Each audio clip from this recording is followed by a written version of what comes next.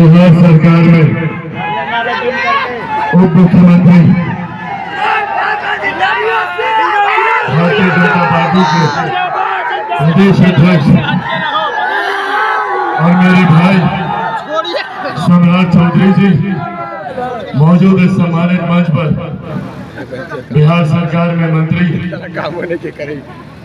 हिंदुस्तानी अवाम मोर्चा के राष्ट्रीय अध्यक्ष मेरे छोटे भाई संतोष सुमन जी मौजूद इस सम्मानित मंच पर भारतीय जनता पार्टी, लोक जनशक्ति पार्टी, जनता दल यूनाइटेड, हिंदुस्तानी अवाम मोर्चा, राष्ट्रीय लोक मोर्चा के तमाम जिला अध्यक्ष मौजूद, यहाँ पर हमारे गठबंधन के तमाम वरिष्ठ पदाधिकारी साथी मौजूद, यहाँ पर हमारे गठबंधन के विभिन्न प्रखंडों से, विभिन्न प्रकोष्ठों के आए हुए तमाम पदाधिकारी साथी मौजूद, यहाँ पर हमारे तमाम मजबूत कार्यकर्ता साथी, प्रेस मीडिया के पत्रकार साथी, आदरणीय बुजुर्गों, माताओं, बहनों, मेरे तमाम नौजवान युवा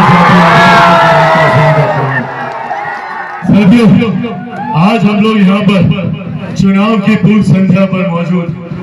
आप सबको पता है कि देश में लोकसभा के चुनाव चल रहे हैं और पहले चरण का मतदान आगामी 19 तारीख को होने जा रहा है। ये चुनाव निर्धारित करेंगे हम लोग के आने वाले 5 साल का भविष्य। साथियों, ये एक महत्वपूर्ण जानकारी जो संभवतः आप लोगों के पास भी है, फिर भी आप लोगों के साथ मैं साझा कर रहा हूँ। देश में किसी भी प्रदेश में हम लोग जा रहे हैं, बिहार के किसी भी जिला में हम लोग जा रहे हैं, एक बात तय है, एक बात स्पष्ट है कि 4 जून को जब परिणाम सामने आएंगे तो मौजूदा प्रधानमंत्री आदरणीय नरेंद्र मोदी जी का तीसरी बार देश का प्रधानमंत्री बनना तय है। इसमें कहीं कोई संदेह नहीं। पर हाँ, जहाँ एक तरफ तीसरी बार हमारे प्रधानमंत्री देश के प्रधानमंत्री बनने जा रहे हैं, तो वही बिहार की जनता ने भी ये संकल्प लिया है कि बिहार की 40 की 40 सीटें प्रधानमंत्री जी की झोली में देकर देश में 400 पार के लक्ष्य को हम लोग तय करने जा रहे हैं। जरूरी है साथियों, प्रधानमंत्री जी का तीसरी बार प्रधानमंत्री बनना जरूरी है, देश के लिए जरूरी है, हम बिहारियों के लिए जरूरी है। एकमात्र इन्हीं प्रधानमंत्री में ये इच्छा शक्ति है जो देश की अर्थव्यवस्था को, जो देश की मजबूती को, जो देश की सुरक्षा को, जो देश की महिलाओं को, देश के युवाओं को, देश के बुजुर्गों को जो साथ लेकर चलने का काम कर रहे हैं, एकमात्र ऐसे नेता देश में वो हमारे प्रधानमंत्री आदरणीय नरेंद्र मोदी जी। आज लोग बोलते हैं अर्थव्यवस्था अर्थशास्त्रियों का विषय है, पर नहीं, जब देश की अर्थव्यवस्था मजबूत होती है, और आज हम लोग गर्व से कहते हैं भैया 5वें नंबर पर है दुनिया में देश की अर्थव्यवस्था में, भारत देश 5वें पायदान पर है। आज से 1 दशक पहले तक हम लोग जानते भी नहीं थे कि दुनिया में भारत अर्थव्यवस्था के मापदंड पर कौन से पायदान पर खड़ा है, पर आज जब देश की अर्थव्यवस्था मजबूत होती है तो हमारे राज्य का राजस्व बढ़ता है। जब राज्य का राजस्व बढ़ता है तो हम लोग के क्षेत्र का आर्थिक विकास होता है, और जब क्षेत्र का आर्थिक विकास होता है तो हर गरीब व्यक्ति के हाथ में प्रति व्यक्ति आय की इजाफा होता है, हर गरीब व्यक्ति के हाथ में ज्यादा पैसा आता है, और वो व्यक्ति धीरे धीरे धीरे गरीबी रेखा से बाहर निकलता है। और यही कारण है कि आज देश में एक बड़ी आबादी करोड़ों की संख्या में लोग गरीबी रेखा से बाहर निकले हैं। ये सोच हमारे प्रधानमंत्री नरेंद्र मोदी जी की है। हमारे प्रधानमंत्री ने जहां एक तरफ देश की अर्थव्यवस्था को मजबूत करने का काम किया, तो वहीं महिलाओं के सम्मान के लिए, उनके बेहतर स्वास्थ्य के लिए शौचालय बनाए, उज्ज्वला योजना देने का काम किया। हमारे बुजुर्ग या किसी भी गरीब परिवार में कोई आर्थिक संकट की वजह से इलाज कराने में अक्षम में ना हो, इसके लिए आयुष्मान योजना का भी निर्माण किया गया। जहां प्रधानमंत्री जी ने हमारी सीमाओं को सुरक्षित रखा, तो वही अंतरिक्ष के माध्यम से कैसे हमारे देश में तकनीकीकरण के इस्तेमाल से देश के विकास को गति दी जा सके, इस दिशा में भी प्रधानमंत्री जी ने कार्य किया। साथियों, एक ऐसा प्रधानमंत्री जिसने हमारे देश का नाम दुनिया में ऊंचा करने का काम किया, एक ऐसे प्रधानमंत्री जिसने भारत के खोए हुए गौरव, भारत की खोई हुई अस्मिता को वापस लाने का काम किया, एक ऐसा प्रधानमंत्री जो आने वाले दिनों में संकल्पित होकर हमारे देश को एक विकसित देश बनाने का संकल्प लेता है। ऐसे प्रधानमंत्री का तीसरी बार प्रधानमंत्री बनना हम सब के लिए जरूरी है, और आज इसी संकल्प के साथ हम लोग यहां से जाएंगे। आज से पहले किसी प्रधानमंत्री ने नहीं सोचा कि भारत कभी एक विकसित देश बन सकता है।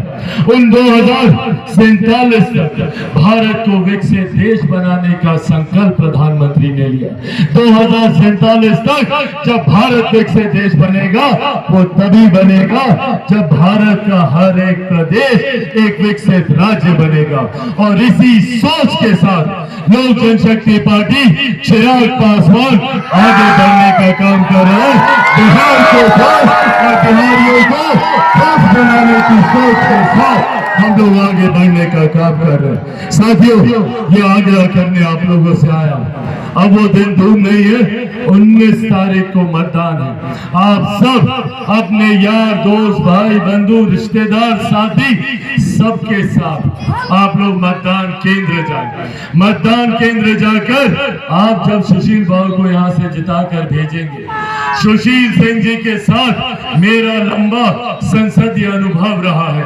उनको मैंने देखा है किस तरीके से औरंगाबाद लोकसभा के लिए वो हमेशा चिंतित रहते हैं। अलग अलग समस्याओं को वो न सिर्फ सदन में बल्कि अलग अलग विभाग और प्रधानमंत्री जी के भी समक्ष उठाने का काम करते हैं। आज जब आप यहाँ से उनको दोबारा जिता कर भेजेंगे, तो एक ऐसे सांसद को भेजेंगे जो प्रधानमंत्री जी की बगल में बैठकर आप लोगों के विकास की बात करेगा, आप लोगों की लोकसभा यहाँ कुदुम्बा क्षेत्र की समस्याओं को उठाने के वो काम करेंगे।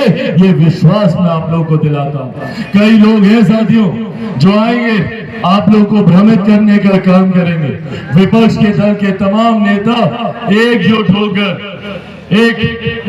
होकर अलग अलग क्षेत्र में जाने का काम कर रहे हैं, जाकर प्रलोभन देने का काम कर रहे हैं, जाकर बड़ी बड़ी विकास की बातें करने का काम कर रहे हैं। पर ये वही लोग हैं जिनको हमारे देश ने दशकों तक मौका दिया। ये वही लोग हैं जिनको हमारे प्रदेश ने भी दशकों तक मौका दिया। लंबे समय तक देश में हम लोगों ने कांग्रेस का शासनकाल देखा। लंबे समय तक बिहार में हम लोगों ने राजद और उनके घटक साथियों का शासनकाल देखा। जब अपने प्रदेश में मुख्यमंत्री रहते हुए ये लोग विकास नहीं कर पाए, तो आज प्रधानमंत्री जी का ये चुनाव है, देश के प्रधानमंत्री को चुनने का ये चुनाव है, हमारे राष्ट्र के नेता को चुनने का ये चुनाव है। तो ऐसे में आकर ये लोग आपको भ्रमित करते हैं कि हम लोग नौकरी देंगे, हम लोग विकास करेंगे, जबकि हकीकत है जब इन लोगों को मौका मिला तो सिर्फ भ्रष्टाचार करने के अलावा, सिर्फ हम लोगों को लूटने के अलावा इन लोगों ने दूसरा कोई काम नहीं किया। आज इन लोगों के इस भ्रम जाल में हम लोग को नहीं फंसना है, और आप लोग फंसेंगे भी नहीं भैया। आप लोग जानकार हैं, आप लोग सब जानते हैं कि कौन सच बोल रहा है, कौन झूठ बोल रहा है। आगामी 19 तारीख को सब लोग मतदान केंद्र जाएंगे और वहां पर जाकर कितने नंबर पर बटन दबाना है? 3। पता है सबको? बताइए तो 3 नंबर, 3 नंबर दिखाइए सब लोग। 3 नंबर पर कमल छाप पर बटन दबाकर आप लोग आदरणीय सुशील जी को पुनः यहाँ से जिताकर आप लोग भेजने का काम करें। ये आग्रह आप लोगों से करने आया हूँ। तैयार है ना सब लोग? एक बार दोनों हाथ उठाकर जोरदार ताली से आप लोग अपना आशीर्वाद दे दें। बहुत बहुत